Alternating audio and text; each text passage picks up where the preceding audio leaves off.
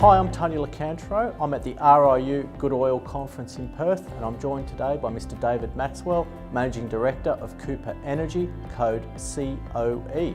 Good afternoon, David. Tony, how are you? Not too bad.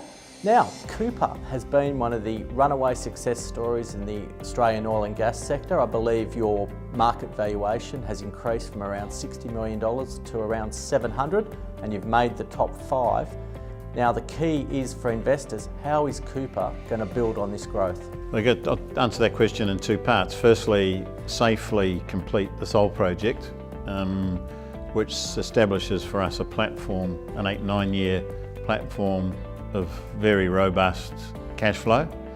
And we're just now starting the planning for the next round of growth beyond the Sol plateau that I talk about.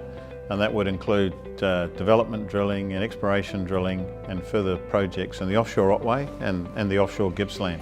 So we'll be looking to replicate what we've done in Sol in another project in the next couple of years. Is mergers and acquisitions still on your radar? Always keeping our eye out, but we've got 3 simple criteria. Have to be the low end of the cost curve, has to be in production or can see a clear pathway to production in the next 5 years. And we have to be able to add value to the asset and or the asset add value to us. In many cases, that takes us down to the areas that we're already operating, the Gippsland and the offshore Otway, and there's some bolt-on things in there, but they have to add value.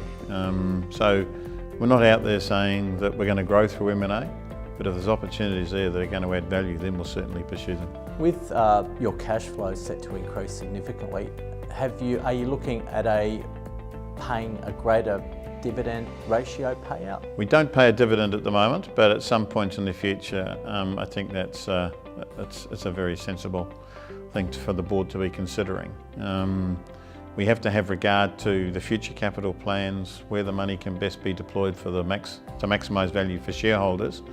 But a company with long-term stable gas contracts with high margins, there is a point where paying a dividend is a very good thing for the company to be doing. Yeah, a number of companies really struggled in the low oil price environment, and there was always talk about Santos's level. Where do you think Cooper are very comfortable with the oil price? What level? In terms of what oil price? Yeah. Well, because the bulk of our contracts and revenue these days is in gas, and most of our contracts are not linked to the oil price. But what's a sensible oil price for Cooper Energy in its business? I mean, I would say somewhere in the range between $60 and $80 a barrel US. But if the oil price were to significantly drop, that's opportunity time for a company like Cooper Energy with our strong cash flows and a revenue stream in the form of the gas sales, which is not linked to oil price. So that's opportunity time for us. Yeah, very similar to when the Australian gold industry has a downturn, the vultures come out and they pick up all these assets. So that would actually help it kill a number of other companies. But yeah, I wouldn't like to be thought of as a vulture, but I think it really is opportunity time. And we run our business on fundamentals. Yeah. It's as simple as that. Right place in the cost curve, good reservoir, close to infrastructure, own the plants and close to market. That's our recipe. And we have to tick those boxes. That's what we call the fundamentals. Do you feel as though you've created a worthwhile takeover target for someone else? That's in the eyes of somebody else, I would think.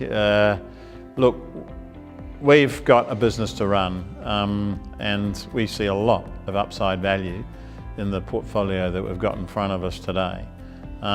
If someone were to come knocking, then obviously it would need to be considered if it was fair and reasonable. But at the end of the day, today we've got a business which has got a lot of upside in it, and we're excited and motivated to delivering what we've got in front of us as Cooper Energy is today. Yeah, I attended a number of conferences quite a few years ago now where they were talking about the gas shortage on the eastern states. How has that played out? For us, it's played out as an opportunity. One thing I often say is I'm surprised. So many people talked about it, but not many people took action on it.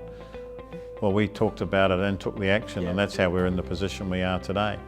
Yeah, I think I heard you mention that at Noosa. Yeah, that's right. Supply's tight. Supply is tight. At the end of the day, supply always equals demand. The ACCC is running a process where they receive all information on the gas market in terms of prices, purchased, sold, contracts closed. And their view is that in Southeast Australia, prices in the $9 to $11 range is what's appropriate based on LNG netback, and that's exactly what we're seeing. So I think that foreseeable future, supply will be tight, but gas will always find its way to the customers. Thank you, David. A great story. Thank you.